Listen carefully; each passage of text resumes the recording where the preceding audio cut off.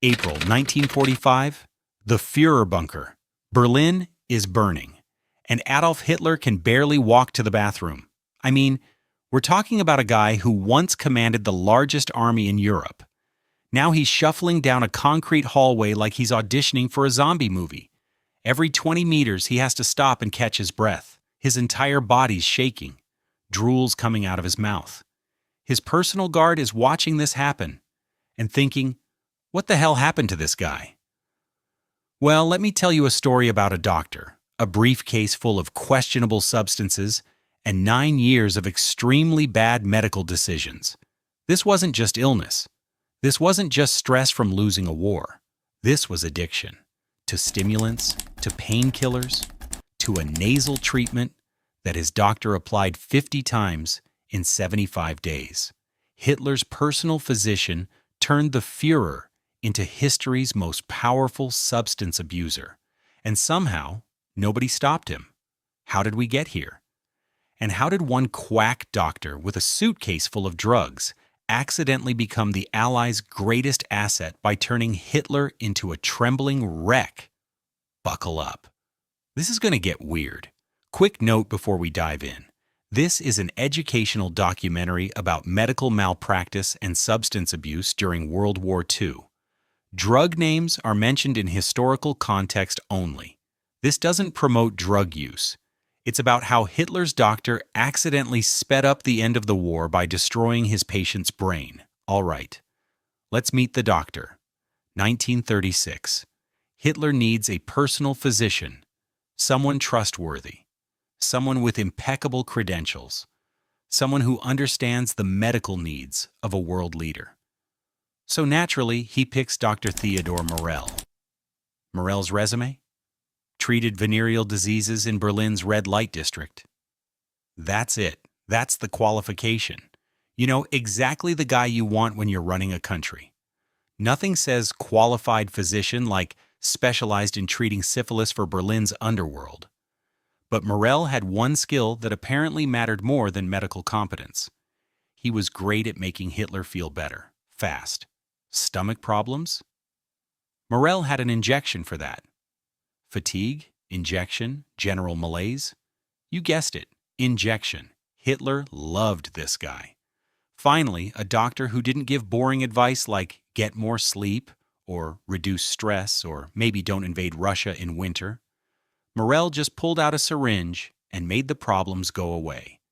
And Hitler had no idea what was actually in those syringes. Spoiler alert, it wasn't vitamins. So here's what Morell was actually injecting into Hitler multiple times a day. And I mean multiple. We're talking 5-6 injections daily. His staff literally nicknamed him Reichsspritzenmeister, the Reich Master of Injections. The cocktail included Pervitin and Vitamoltin. Morell called them vitamin shots. They were actually powerful amphetamine-type stimulants. What we'd call Schedule II controlled substances today. The kind of stuff that keeps you awake for days and makes you think you can conquer the world. Which, I guess, explains some things. Eucadol. A medical-grade painkiller, extremely addictive. To bring Hitler down after the stimulants made him too jittery. A powerful nasal stimulant, applied directly to Hitler's nose, 50 times in just 75 days. Strychnine. Yes, the poison, in small doses. For energy, testosterone, extracted from bull testicles. Because nothing says virility like injecting yourself with bull balls. And about 70 other substances that Morell documented in his meticulous little diary. Now you might be wondering, did Hitler know he was taking all these drugs? Great question. And here's where it gets hilarious. Heinrich Himmler paranoid, suspicious, definitely not trusting Heinrich Himmler, started getting suspicious about these vitamin shots. So he secretly had them tested in an SS lab. The results? The vitamins were methamphetamine. Let me repeat that. Hitler's vitamins were meth. Imagine being so sketchy that even Heinrich Himmler thinks you need a drug test. That's an achievement. But did Hitler stop taking them? Nope. He was already addicted. By the early 1940s, Hitler was so dependent on these injections that he couldn't function without them. How dependent, you ask? Well, he once ordered his personal command train, his mobile wartime headquarters stopped mid-journey. Why? Was there a military emergency? A critical decision to make? An urgent message from the front? Nope. He stopped the train so Morell could inject him without the train jostling the needle. Meanwhile, the Eastern Front is actively collapsing. Berlin is being bombed. The Reich is crumbling. But sure, let's stop the command train so the Führer can get his morning pick-me-up without shaky hands. Priorities, people. And here's the best part. Morell was mass-producing these experimental drugs in factories he'd set up in occupied Czechoslovakia. He was literally profiteering off the war while destroying his most important patient's brain.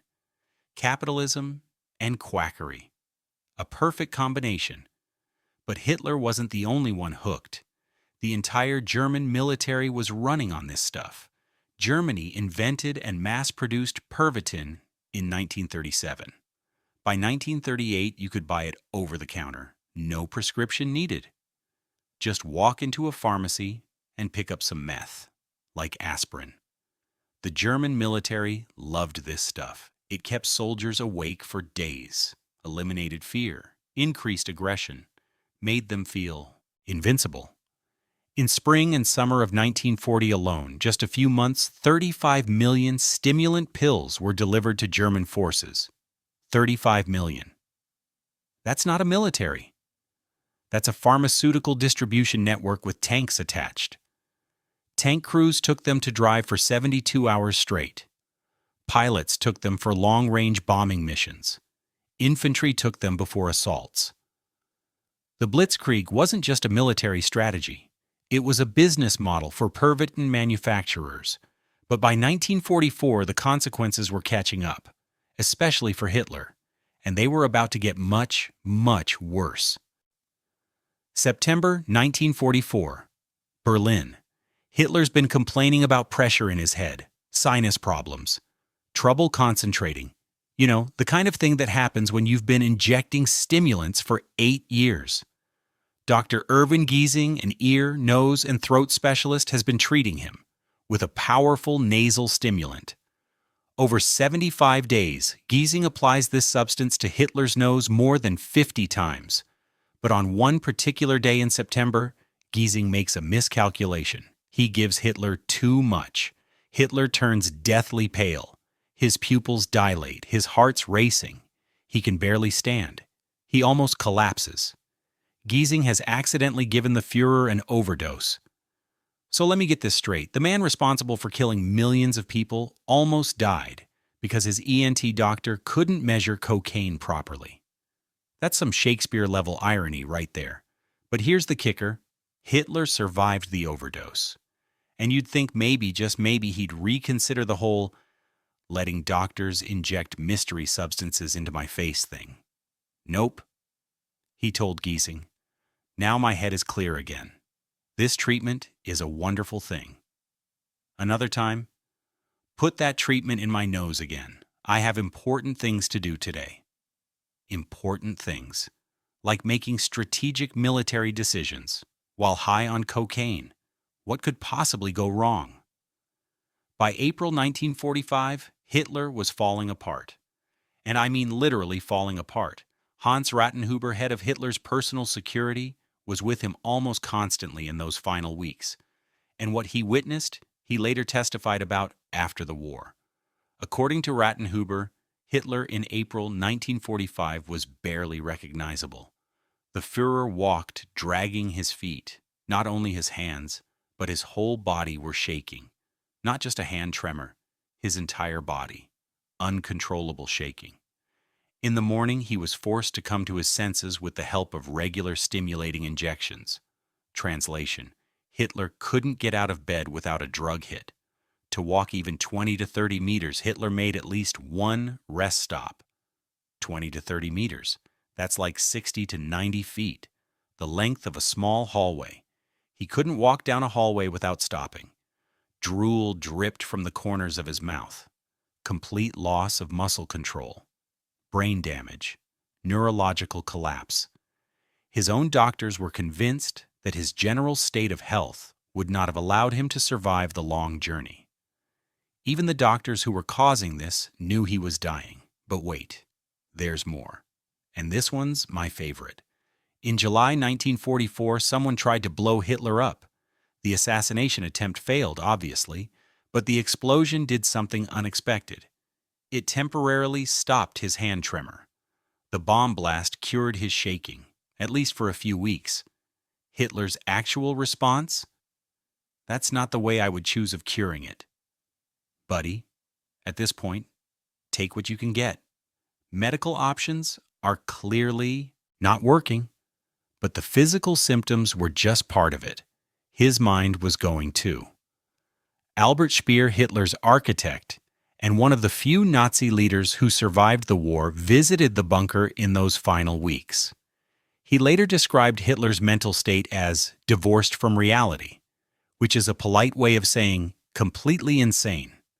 Hitler was making military decisions for armies that didn't exist anymore, ordering divisions that had been destroyed weeks earlier to launch counterattacks, convinced that secret wonder weapons would still turn the war around.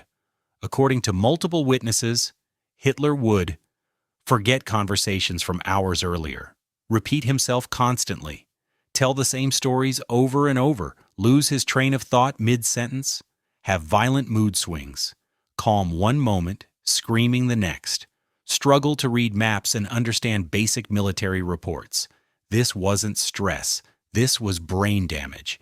Years of stimulant use had destroyed his dopamine receptors. Chronic opiate dependency had altered his pain perception. And all those nasal treatments? They damaged his nasal passages and possibly caused mini-strokes. But here's where it gets even worse. In early 1945, Allied bombing destroyed pharmaceutical plants across Germany. Morell couldn't get Hitler's drugs anymore. Hitler went into withdrawal, and it accelerated everything. March 20th, 1945, Hitler's last filmed appearance. It was released on newsreels for his birthday on April 20th, but actually filmed a month earlier. The footage still exists. And it's shocking. Hitler emerges from the bunker to award Iron Crosses to Hitler Youth. These are boys, some as young as 12, who'd been fighting Soviet tanks with handheld rocket launchers, and Hitler looks ancient. His face is puffy and pale. His left hand shakes so violently he has to grip his right hand behind his back to hide it. He shuffles along, barely able to stand. When he tries to pin medals on these boys, his hands shake so badly he can barely do it. One of the boys later recalled, his hand was trembling. He looked sick, like someone who should be in a hospital, not running a war. This is a man who looks 75 years old. He's 56. By April 20th, his actual last birthday, he was even worse. And 10 days later, he'd be dead. But first, one final twist. April 22nd, 1945. Soviet forces are literally blocks away from the bunker. Hitler finally dismisses Dr. Morell, tells him to get out of Berlin while he still can. Morell flees, leaves behind his patient, his pharmaceutical empire, his legacy of destruction. And here's the final irony, the beautiful, poetic justice of it all. Morell had become addicted to his own injections. His diaries, which survived the war, record him struggling to pierce his own veins because he'd used the same spot so many times. The dealer got hooked on his own supply. Classic. Without Morell's drug cocktails, Hitler deteriorated even faster. The tremors got worse. He could barely walk at all. His speech became slurred. On April 29th, Hitler married Eva Braun, dictated his political testament, still blamed everyone else for Germany's defeat, still showed zero remorse. The next day, April 30th, they both committed suicide. Hitler with a gunshot, Eva with cyanide. And decades later, scientists finally got to examine the evidence. 2018. French researchers finally examined Hitler's teeth, still held in Russian archives in Moscow. What they found bluish stains from cyanide exposure, confirming the suicide, extreme dental decay, neglect, rot, evidence consistent with years of stimulant abuse and chemical dependency. One researcher noted, the teeth are in terrible condition, worse than you'd expect even for someone who never saw a dentist. This is consistent with long-term substance abuse. So the man who spent 12 years ranting about genetic purity, about creating a perfect master race, about eliminating anyone he deemed inferior, died with teeth that looked like he'd been smoking meth in a trailer park. The irony is so thick you could cut it with a rusty scalpel. So here's the question. Why did Hitler let this happen? Why did he keep taking these injections even when they were clearly destroying him? Because he couldn't accept weakness. Hitler's entire identity was built on being strong, powerful, the Führer who never got tired, who could work all night, who could command armies while everyone else collapsed from exhaustion. The injections gave him the illusion of that power. They let him believe he was still the energetic leader from the 1930s. They masked the reality. He was a sick, aging, drug-dependent man presiding over a collapsing regime. This is narcissism plus addiction. And it's a pattern that doesn't end with Hitler. Hermann Goering, morphine addict by the war's end, JFK. Regular amphetamine injections from Dr. Feelgood, Elvis Presley. Prescription drug abuse killed him. Michael Jackson. Same thing, propofol dependency. The pattern never changes. Power, ego, refusal to accept limitations, drugs, collapse. Hitler's just the most extreme example because the stakes were so catastrophically high. His judgment, warped by years of substances, contributed to military disasters that cost hundreds of thousands of lives. So what was wrong with Hitler in his last days? Everything. 9 years of stimulants, painkillers, nasal treatments, and bull testicle hormones destroyed his nervous system. Possible Parkinson's disease, cardiovascular disease, and when Allied bombing destroyed the drug supply, severe withdrawal symptoms. By April 1945, he couldn't walk 30 meters without resting, couldn't function without morning injections. His entire body shook uncontrollably, drool dripped from his mouth. He almost died from a cocaine overdose in September 1944. He stopped his command train for a drug injection while the Eastern Front collapsed. He demanded treatments before making military decisions, and he died in a bunker, married his girlfriend hours before, and took the coward's way out with cyanide and a bullet. 2018 forensic analysis confirmed it all. The teeth showed bluish cyanide stains and evidence of chronic stimulant abuse. So here's your takeaway. Hitler's doctor, a quack, who treated STDs in Berlin, accidentally became one of the Allies' greatest assets. By turning the Führer into a drug-dependent wreck, he helped end World War II faster than any bombing campaign. Thanks, Dr. Morell. You terrible, terrible doctor. Hitler's physician turned him into a walking pharmacy through 9 years of medical malpractice. What other dictators destroyed themselves through their own bad decisions? Let me know in the comments, and subscribe to the Dictator Lab for more stories about how history's worst people got what was coming to them.